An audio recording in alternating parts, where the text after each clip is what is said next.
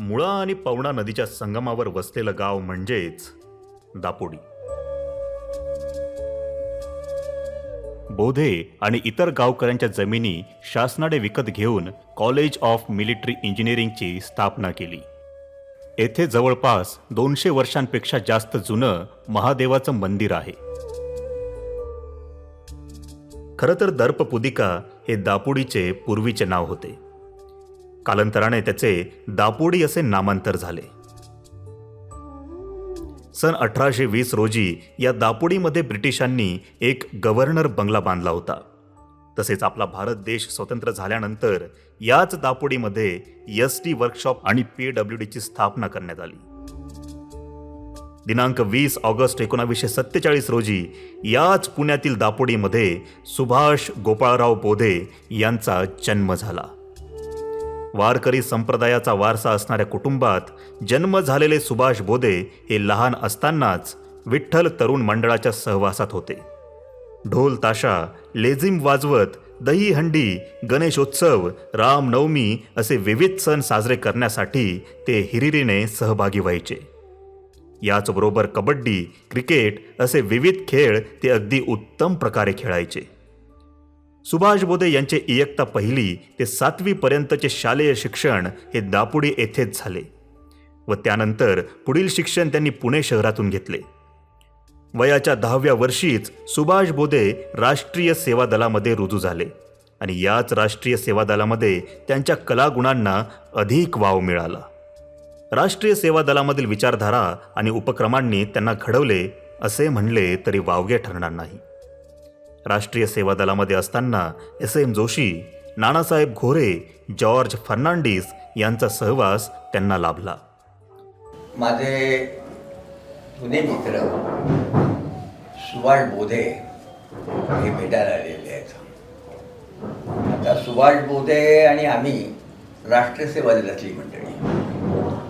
दापोडी भागामध्ये ते बजाज कंपनीमध्ये नोकरीला होते आणि बजाजमध्ये आमचं आंदोलन बरीच वर्ष युनियन संघटनेचं युनियन होतं आणि आमचं आंदोलन बरीच वर्ष चालू होतं. या आंदोलनामध्ये त्यांना शेवटी त्यांची नोकरी गेली, परंतु त्यांनी निष्ठा सोडली नाही आणि कुठल्याही तऱ्हेचं समाजवादी चळवळीला गालबोट लागेल असं वर्तन केलं नाही. कामगार चळवळ आम्ही नुसती कामगार चळवळ चालवत नाही आहोत, त्याच्याबरोबर समाजवादी चळवळही चालवतो. हा आमचा त्याचा महत्त्वाचा मुद्दा आहे आणि त्यामुळे आमच्या सगळ्या राष्ट्रीय सेवा दल, समाजवादी चळवळ, कामगार चळवळ यातल्या ज्या सगळ्या आठवणी आहेत आमच्या, त्या सगळ्या आठवणी गोळा झालेल्या आहेत. माझ्या जुन्या मित्राला मी हार्दिक शुभेच्छा व्यक्त करतो आणि त्याने मात्र एकच करावं, थांबू नये एवढंच माझं म्हणणं आहे. काय नाही थांबणारच नाही. सुभाष बोधे यांचे कुटुंब संपूर्ण व्यसनमुक्त, उत्साही, कार्यशील असल्यामुळे सुभाष यांना आपल्या ध्येयाकडे, सुखी समाधानी आयुष्याकडे वाटचाल करण्यासाठी संपूर्ण लक्ष केंद्रित करता आले. सुभाष बोधे यांचे वडील आणि काही मंडळींनी काही जागा विकत घेतली आणि या जागेवर विठ्ठल मंदिर बांधले आणि श्री विठ्ठल तरुण मंडळाची स्थापना केली, जिथे सर्व सांस्कृतिक उपक्रम घेण्यात येत असत. सुभाष गोपाळराव बोधे उर्फ आबा आमचे प्रेरणास्थान. दापोडच्या विकासामध्ये, नागरिकांच्या अडचणीमध्ये आबांनी जे केलेले कार्य ते कार्य खूप महान आहे. आबांनी दापोडच्या नागरिकांसाठी पाण्याच्या प्रश्नासाठी 8 दिवस दापोडीचे उपोषण करून लोकांची ताण भागवली. असे आमचे आबा. आज आबांच्या प्रेरणास्थानामुळे आम्ही समाजामध्ये चांगल्या प्रकारचं काम करू शकलेलो आहे. आज आबा हे आमचे मोठे आदर्श आहेत आणि दापोडीच्या इतिहासामध्ये आबाचं नाव लिहिल्याशिवाय दापोडीचा इतिहास पूर्ण होऊ शकत नाही. असे आमचे आबा. अशा या उत्तम संस्कारात वाढत असणाऱ्या सुभाष बोधे मात्र अष्टपैलू व्यक्तिमत्व असणारे त्यांचे काका पोपटराव दगडू बोधे यांना पाहून प्रेरित होत असत. ते एक अष्टपैलू हुतुतू खेळाडू होते. तसेच ते नाटकांमध्ये भाग सुद्धा घ्यायचे. गणपती सजावटीची संकल्पना दापोडी गावामध्ये सर्वप्रथम त्यांनीच आणली. एकदा सुभाष त्यांच्या काकांसोबत पंढरपूर येथे पायी वारी करत गेले होते. याच काळात कॉलराची साथ आली होती. या कॉलरामुळे अनेक लोक मृत्युमुखी पडत होते. यावेळेस सुभाष बोधे यांना सुद्धा या कॉलराची लागण झाली होती. कोणताही विचार न करता काकांनी वारीचा ट्रक घेतला आणि पंढरपूरहून त्यांनी सुभाष यांना पुण्यात आणलं आणि पुण्यातील नायडू रुग्णालयात दाखल केलं. काकांनी सुभाष बोधे यांना मरणाच्या दारातून बाहेर आणलं. त्यामुळे सुभाष बोधे हे नेहमीच आपल्या काकांचे ऋणी राहिले आहेत. तरुणपणी सुभाष बोधे हे उत्तम जलतरणपटू होते. ते पोहण्यामध्ये इतके पारंगत होते की ते पूर आला असेल तरीही या पुराच्या पाण्यात पोहायचे. पूरस्थितीमध्ये सुद्धा ते प्रवाहाविरुद्ध जात एका टोकावरून दुसऱ्या टोकापर्यंत पोहत येत असत. फक्त पोहण्यातच नाही तर ते कबड्डी या खेळात सुद्धा पारंगत होते.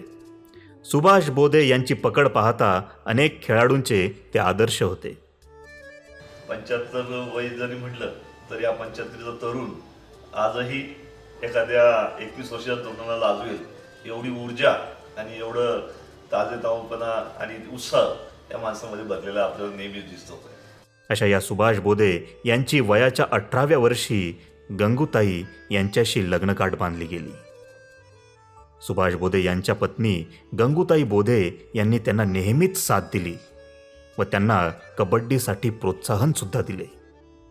सुभाष बोधे कबड्डीमध्ये अगदी प्रवीण झाले होते.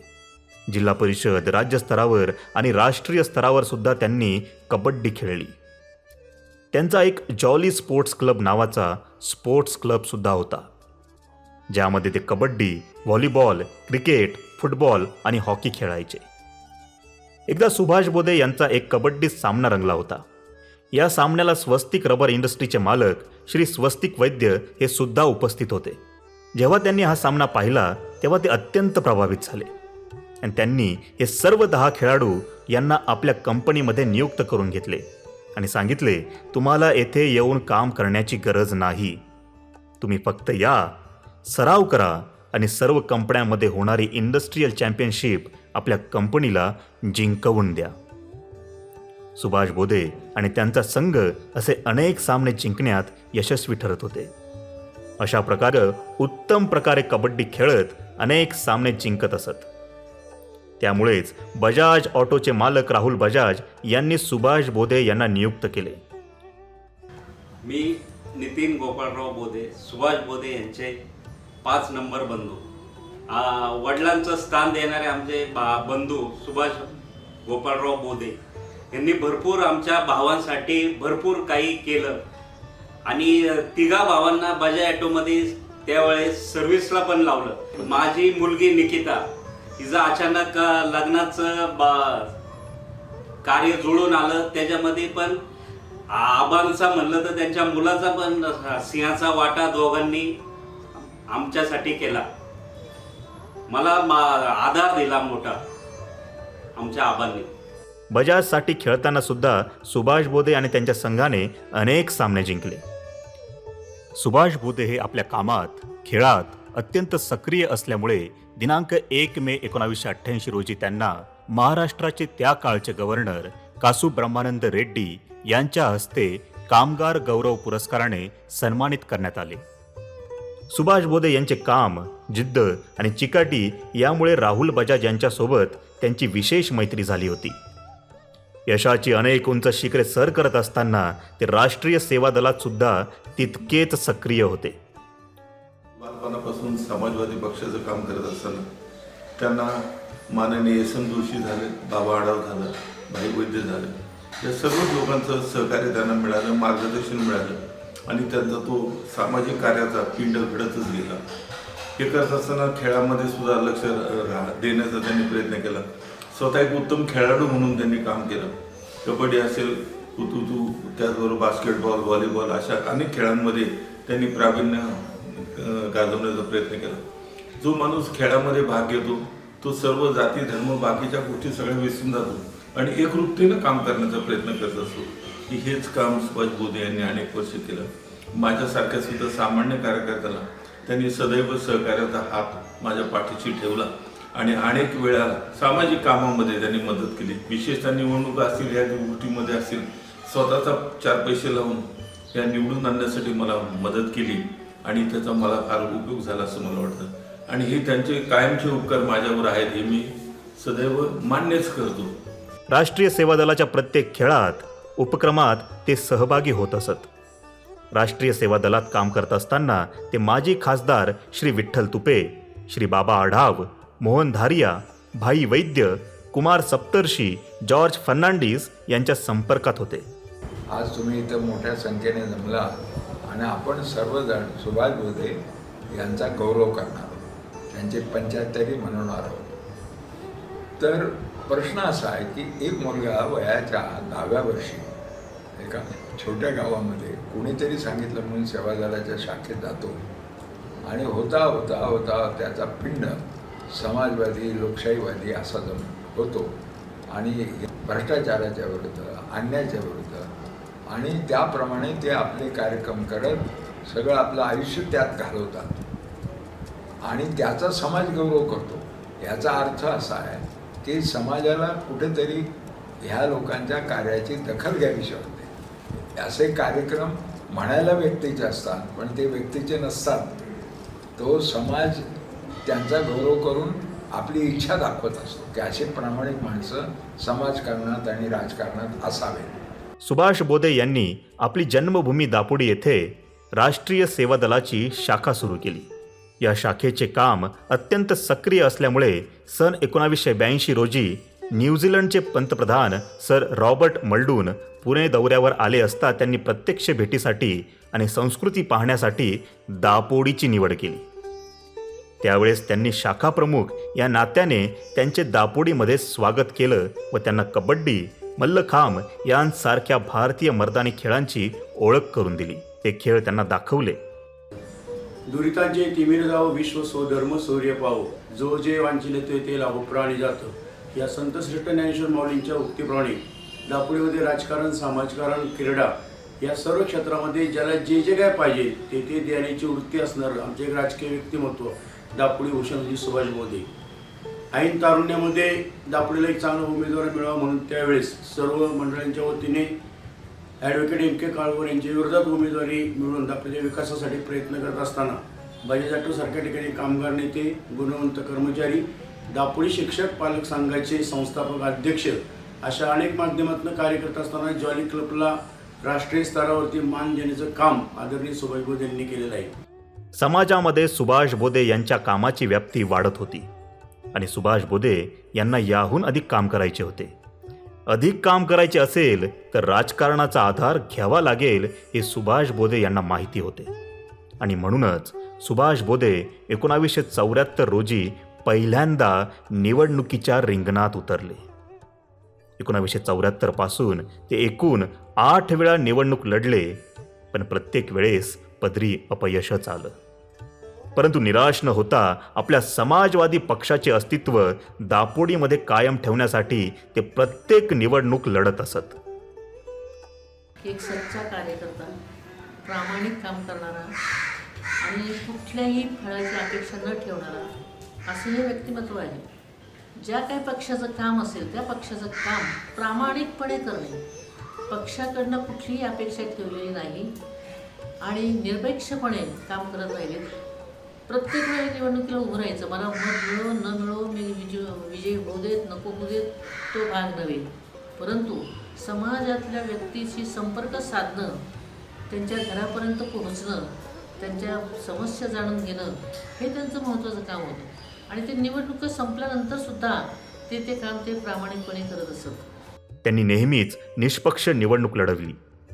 कधीही एक पैसासुद्धा त्यांच्या मतदारांना मतदानासाठी दिला नाही आणि म्हणूनच कदाचित आजच्या काळात त्यांना जिंकणे खूप कठीण आहे.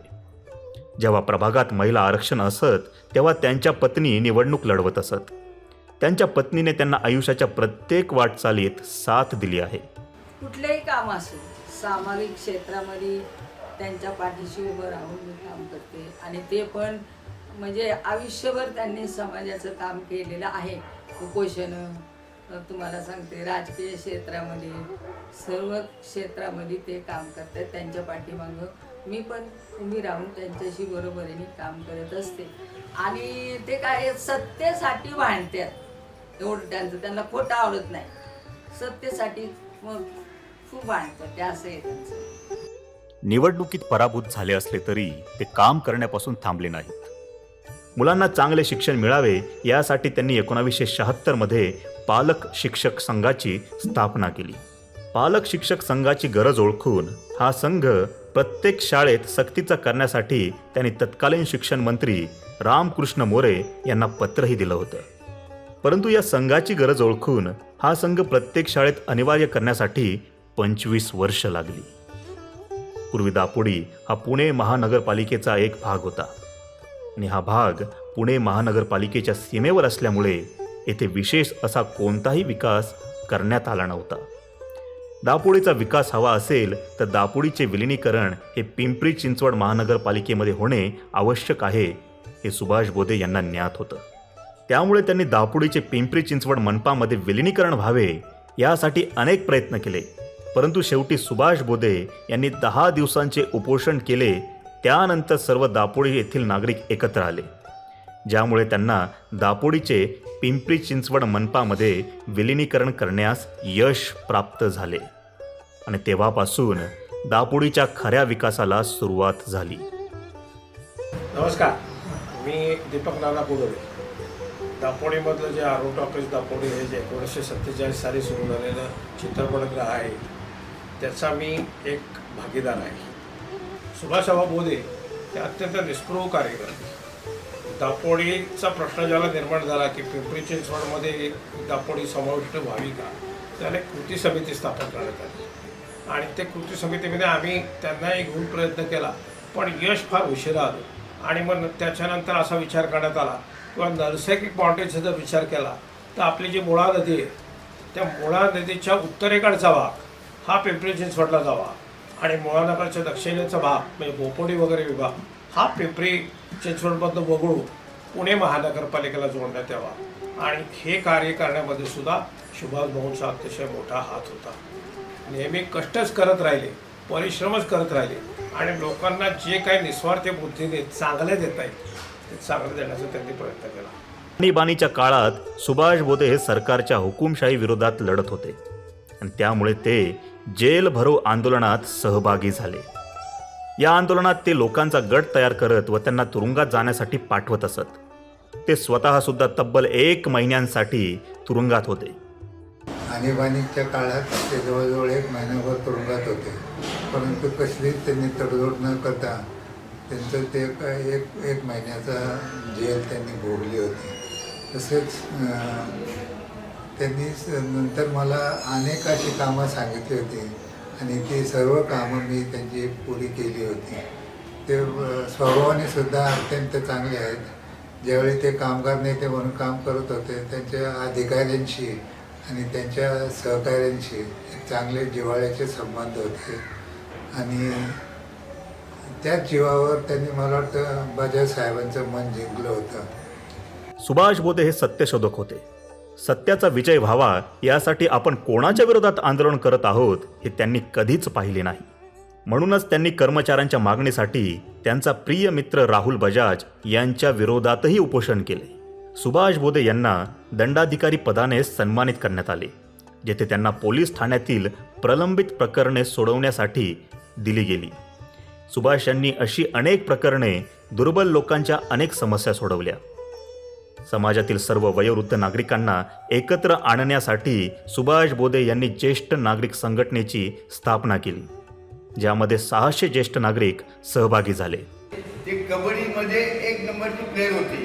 आबा हे आज दापोडी गावामध्ये नावाजलेले आणि त्यांनी चांगल्या प्रकारे या दापोडी गावामध्ये काम केलेलं आहे. सुभाष बोधे यांच्या या उपक्रमाच्या ख्यातीमुळे ते 3 पंतप्रधानांच्या संपर्कात आले. तत्कालीन पंतप्रधान चंद्रशेखर जेव्हा कन्याकुमारी ते दिल्ली या पदयात्रेसाठी निघाले होते तेव्हा दापोडीमधून ते जात होते. तेव्हा सुभाष बोधे यांनी त्यांचे दापोडी येथे स्वागत केले. सुभाष बोधे हे त्यांचे निकटवर्तीय होते. त्यानंतर सुभाष बोधे जेव्हा दिल्ली येथे जात असत तेव्हा ते व्ही.पी. सिंग यांची सुद्धा भेट घेत असत. सन 2019 मध्ये जेव्हा देवागौडा पुणे येथे आले होते तेव्हा सुभाष बोधे यांना त्यांचे स्वागत करण्याची संधी मिळाली. अशा प्रकारे सुभाष बोधे हे एक असामान्य आयुष्य जगले. क्रीडा क्षेत्रात तसेच सामाजिक व राजकीय क्षेत्रात काम करत असताना त्यांनी हे दाखवून दिले की आपण कोणतेही कार्य प्रामाणिकपणे योग्य उद्दिष्ट ठेवून सातत्याने करत राहिलो तर आपण यश मिळवून एक समाधान मिळवू शकतो. दापोडीमध्ये केलेले त्यांचे कार्य, त्यांचे हे योगदान सदैव स्मरणात राहील. सुभाष बोधे हे दापोडीचे भूषण आहेत. नमस्कार, मी लक्ष्मण कोंडे मुकंद देहुगाव. आज आपण एका मुलाखतीसाठी या ठिकाणी थांबलो आहोत. आज शनिवार दिनांक 20 ऑगस्ट 2022. आज एका देशभक्ताचा, एका समाजसेवकाचा आज वाढदिवस आहे. त्यांचा जन्म 20 ऑगस्ट 1947 रोजी झालेला आहे आणि आज त्यांचं 75 वर्ष पूर्ण झालेलं आहे. त्यांचं आपण आज ह्या निमित्तानं मुलाखत घेणार आहोत आणि ते आहेत दापोडी गावचे सुभाष गोपाळराव बोधे उर्फ आबा. आबा नमस्कार. नमस्कार. आबा, आज तुमचा 75वा वाढदिवस. तुमची मुलाखत घेण्याच्या आधीच सुरुवातीला मी तुम्हाला वाढदिवसाच्या शुभेच्छा देतो आणि शुभेच्छा देतो. इथून पुढे तुमचं आयुष्य सुखासमाधानात जाईल. आयुष्यभर तुम्ही जे काय काम केलं ते पुढे तुम्ही कराल असे देवाने तुम्हाला शक्ती देवो असे देवाकडे प्रार्थना करतो. आणि मी तुम्हाला काय प्रश्न विचारणार आहे, फक्त एक करायचं, आपल्या वेळेचं बंधन आहे. थोडक्यात मी प्रश्न थोडक्यात करणार आहे आणि थोडक्यात उत्तरे द्यायची. ठीक आहे? बरं, लोक न्यायालयामध्ये तुम्हाला मॅजिस्ट्रेट मिळाले, पदवी मिळाली होती, याच्याबद्दल काय सांगा? लोक न्यायालय ही पदवी मला एक सामाजिक कार्यकर्ता, एक सोशल वर्क, एक सगळ्या कामाचा मला अनुभव आहे. ॲक्टिव्हिटीमध्ये सगळ्या गोष्टी प्रश्न सोडू शकतो म्हणून आमची निवड झाली आणि आम्हाला भोसरी पोलीस स्टेशन या ठिकाणी ज्या केसेस कोर्टामध्ये पेंडिंग राहायच्या तर ते निकालात काढण्यासाठी हे ते एक व्यासपीठ त्यांनी दिलं होतं. 25 जून 1975 आणीबाणी, त्याच्याबद्दल काय सांगा? तुमच्या देशी काही संबंध असं मी ऐकले. 25 जूनला आणीबाणी आली त्यावेळेस देशामध्ये सर्व पक्ष एकत्र झाले, सर्व विरोधी, काँग्रेस सोडून सर्व, म्हणजे त्यावेळेस जनसंघ वगैरे येते, जनसंघ, कम्युनिस्ट वगैरे. तर त्यांनी असं ठरवलं, मग जे प्रकार लोकनेते जयप्रकाश नारायणनी त्या पक्षांना एकत्र आणलं आणि त्यांनी एक नारा दिला की जेल भरू आंदोलन आपण चालू करायचं. आता मला ज्यावेळेस अटक केली, जी आम्ही तुकड्या पाठवल्या, सत्याग्रह केली, तर मी बी सगळ्यात शेवटी सत्याग्रह केला. मी बी सत्याग्रह केला आणि निर्भय म्हणून जे पत्रक वाटले, निर्भय म्हणून सत्याग्रह करू. तुम्ही पत्रक वाटले? हो, पत्रक वाटले सगळ्या गावभर आणि त्यामुळे पोलिसांनी आले, मला अटक केलं. तुम्ही तुमच्या सार्वजनिक जीवनामध्ये बऱ्याच वेळा उपोषणे केली, त्याबद्दल काय सांगाल? अनेक आम्ही सत्याग्रह वगैरे केले, पण काही गोष्टी जर यश यायला पाहिजे असं वाटलं तरच ते उपोषण करायचं. आता उपोषण कधी उपोषण करायचं वाया जाता कामा नये. तर मी दापोडी गावाला पाणी पुरवठा नव्हता, टँकरने पाणी मिळायचं, अपुरं पाणी, तर मी उपोषण केलं. त्याचा फायदा झाला? तर ते 2 दिवस उपोषण केलं. तिसऱ्या दिवशी ते महापौर आले, कार्यकर्ते या यावर्षी म्हणजे उपोषण तुम्ही सोडा, पण आमचे प्रश्न सोडा, मी सोडतो म्हणतो. तर त्यांनी म्हणलो काय प्रश्न आहे त्यामध्ये, टाकी नाही पाण्याची, हे टाकी नाही किंवा पाणी पात्र आहे आणि पिंपरी चिंचवडमध्ये शेवटचं गाव टोक असल्यामुळे तुम्ही आम्हाला म्हणजे एकटीला वाईट टाकलं जाईल, अशी सुधारणा होत आहे.